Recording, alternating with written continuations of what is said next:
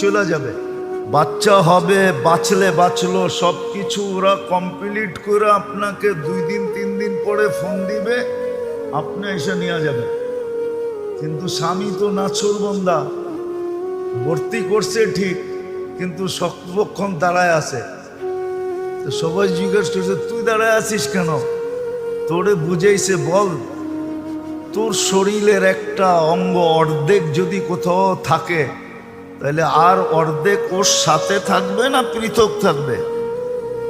বলছে শরীর তো একটা, এটাকে তো অর্ধেক করা যায় না। তো বলে এ তো আমার অর্ধাঙ্গনী, তো আমি ওর থেকে পৃথক থাকি কি করে? ও তো 10 মাস কষ্ট করলো আমার বাচ্চার জন্য, আমি ওর জন্য 2 দিন কষ্ট করতে পারবো না?